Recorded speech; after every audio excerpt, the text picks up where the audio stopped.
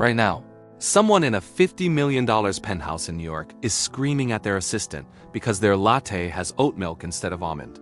3 blocks away, someone's celebrating landing their dream job. Across town, 2 people are ending a 20-year marriage. And the universe? It doesn't even know we exist. In the next 10 minutes, I'm going to show you why every argument you've ever had, every achievement you've celebrated, every grudge you're holding, means absolutely nothing on a cosmic scale. And weirdly, that might be the most liberating truth you'll hear all week. Meet Sarah. She just made partner at a law firm in Chicago. She worked 16-hour days for 7 years. She sacrificed relationships, missed her sister's wedding, developed an anxiety disorder. But she made it. She's somebody now. Down the street, there's Marcus. He's been unemployed for 8 months. His girlfriend left him. He scrolls through LinkedIn watching people younger than him get promoted. He feels like a failure, like he's fallen behind in some race he didn't know he was running. 3,000 miles west in Los Angeles, there's Jennifer. She has 2.3 million Instagram followers. Brands pay her $50,000 per post. She spends 3 hours a day choosing the perfect filter. She's terrified that one day, people will stop caring. That she become invisible. Sarah feels superior to Marcus. Marcus envies Jennifer. Jennifer is desperate for Sarah's stability. Around and around we go. We've built this elaborate hierarchy. Rich and poor, successful and failed, loved and lonely, beautiful and ordinary.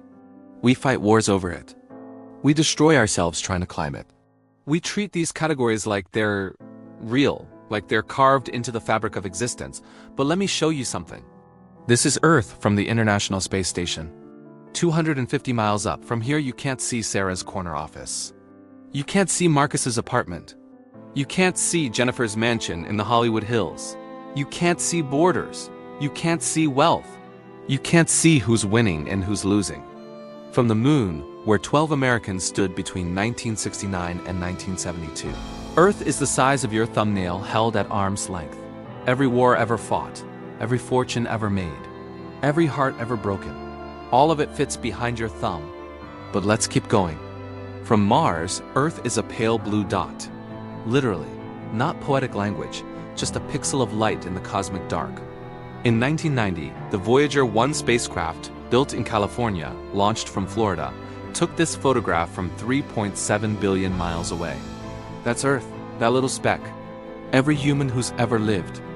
Every CEO and homeless person. Every saint and murderer. Every love story and betrayal. Every empire that rose and fell. On a mote of dust, suspended in a sunbeam. But we're not done. Our solar system is one of about 100 billion star systems in the Milky Way galaxy. If the Milky Way were the size of the United States, stretching from New York to Los Angeles, our entire solar system would be the size of a quarter. Earth? Smaller than a speck of dust on that quarter. The Milky Way is one of about 2 trillion galaxies in the observable universe. Let me say that again. 2 trillion galaxies, each one containing hundreds of billions of stars. Each star potentially hosting planets. The numbers become meaningless. Our brains literally can't process this scale. So while Sarah is anxious about her performance review, the Andromeda Galaxy is hurtling toward the Milky Way at 250,000 miles per hour. They'll collide in about 4 billion years. While Marcus is depressed about his job search, a star exploded somewhere in the universe, releasing more energy in 1 second than our sun will produce in its entire 10 billion year lifetime. While Jennifer is worried about losing followers. A black hole is devouring the equivalent of 1 Earth every 2 seconds. The universe doesn't care, not because it's cruel, but because caring requires consciousness, intention, meaning. The universe doesn't operate on human concerns. It operates on physics. Gravity doesn't care if you be a billionaire or bankrupt. It pulls at 9.8 meters per second squared regardless. The speed of light doesn't change based on your social status. Entropy doesn't pause for your bad day. Nature produces hurricanes that destroy entire cities, not out of anger, just atmospheric pressure differentials. Earthquakes that kill thousands, not out of judgment, just tectonic plates moving.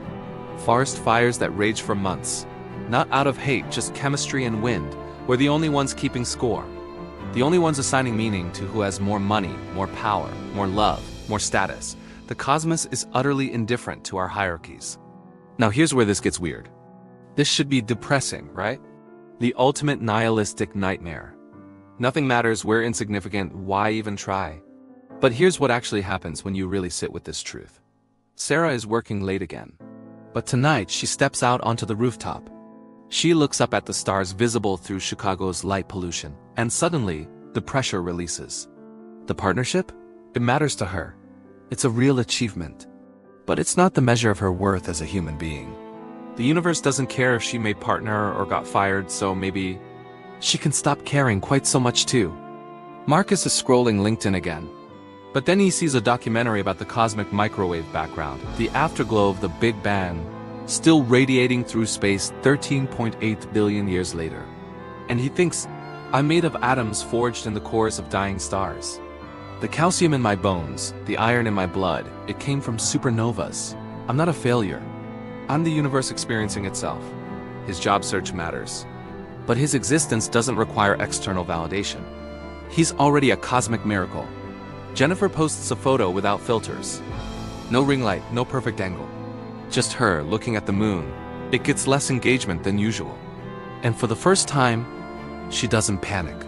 Because she realizes, in 100 years, nobody will remember her follower count. In 1,000 years, the entire concept of social media will be a historical footnote. In 1 billion years, the continents will have completely rearranged. But right now, in this moment, she's alive, conscious, capable of experiencing beauty. That's the real miracle. Here's the paradox. Accepting our cosmic insignificance doesn't make life meaningless. It makes our self-created meanings more precious. The love you feel? That's real, even though the universe doesn't care. The art you create? That matters, even though it'll eventually disappear. The kindness you show? That's significant, even though no cosmic ledger is keeping track. We're not separate from nature. We are nature. We re the part of the universe that became conscious enough to look back at itself and ask, why? The atoms in your body are 13.8 billion years old. You are ancient. You are stardust. You are the cosmos in human form. And yeah, you're also incredibly, unbelievably small. A speck on a speck on a speck. Both things are true. And somehow, that's beautiful. Because it means your ego, that voice telling you you're not good enough, or that you're better than everyone else, is just as insignificant as everyone else's. Your hatred? Cosmically irrelevant. Your jealousy? A brief electrical storm in 3 pounds of meat. Your need to prove yourself? An evolutionary hiccup. Let it go. All of it, the competition, the comparison, the desperate need to matter in some cosmic sense. You already matter in the only way that counts. You exist. You're aware. You can choose right now to be kind, to create, to love, to appreciate this brief flash of consciousness you've been given. The universe doesn't care, and that's okay. You care, and that's enough. The astronauts who saw Earth from the moon came back changed. They called it the overview effect, this profound shift in perspective that happens when you see our planet floating in the void. Most of us will never go to space, but we can still access that perspective. Every clear night, every moment we remember, we're on a rock, spinning through space for no particular reason.